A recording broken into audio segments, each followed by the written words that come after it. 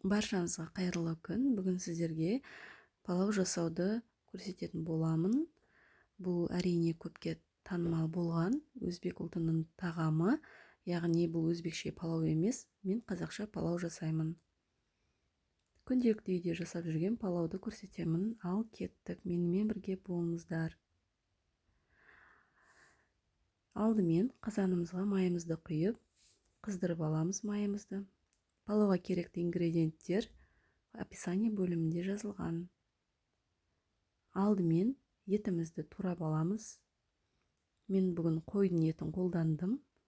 Қойдың омыртқасын 5-6 бөлікке бөліп, кішкене еттерінен майдалап тураймыз.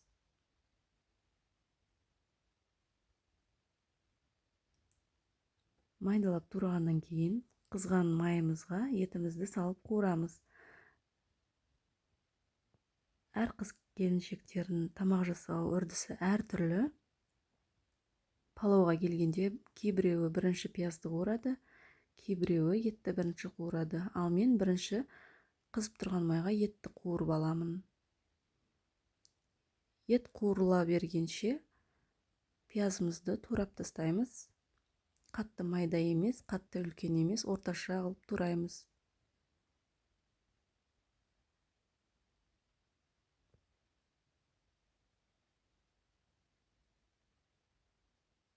Енді пиязымызды етіміздің бетіне салып қуырамыз.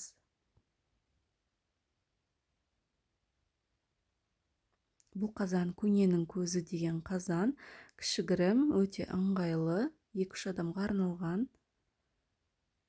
Ескі қазан болғандықтан палау өте дәмді шығады.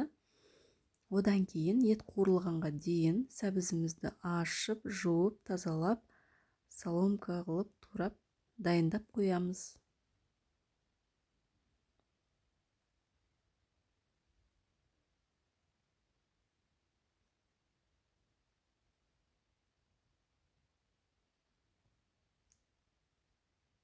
Біз сәбізді онша ұнатпаймыз, сондықтан көп қосудың керегі жоқ деп бүгін кішкене ғана сәбіз қостым.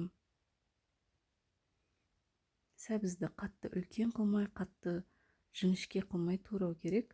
Қатты жіңішке қылса, сәбізіміз езіліп кетеді. Палауымызға пиязды көбірек қосамын. Пияздың көп болғанынан палау өте дәмді шығады. Енді палауға арналған дәмдеуішімізді қосамыз.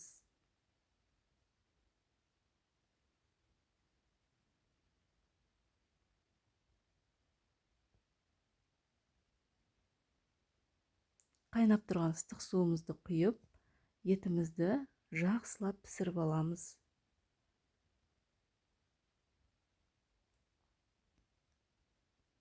Палауға арналған дәмдеуіш болмаса, палауды мүлдем елестете алмаймын. Кейбіреулер ұнатады, кейбіреулер ұнатпайды, бірақ маған қатты ұнайды. Осылай жай отта етімізді пісіріп аламыз. Ал етіміз пісті, кішкене. Одан кейін сәбізімізді саламыз.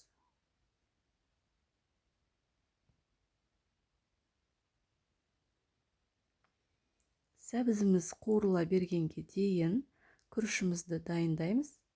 Таза ыдысымызға 3 пиала күрішімізді салып, жақсылап жуып, 2 рет, 3 рет жуып, суын төгіп, дайындап қоямыз.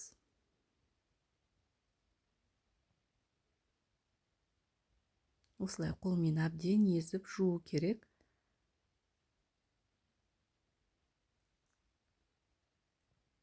Енді қазанымызды ашып, кішкене ары-бері араластырып, күрішімізді орналастырамыз.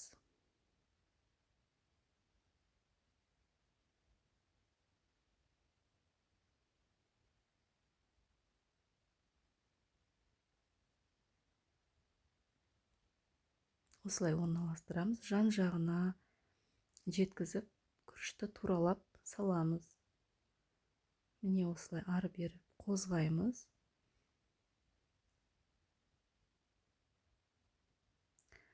Енді бір ас қасық тұзымызды саламыз.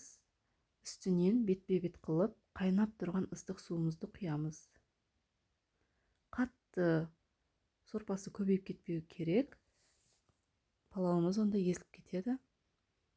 Міне бұрқ етіп бір қайнады.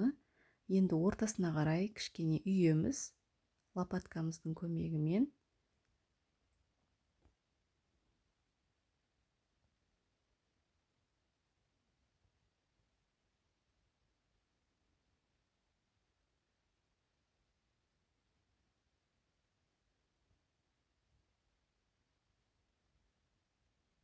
Одан кейін лопаткамыздың сабымен ары-бері айналасын ортасынан, жан-жағынан 2-3 жерден, 4-5 жерден осылай тесіп қоямыз.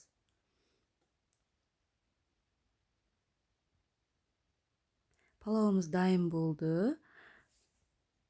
Рецепт ұнаса лайк басып, комментарий қалдырып кетіңіздер. Бізге ас болсын.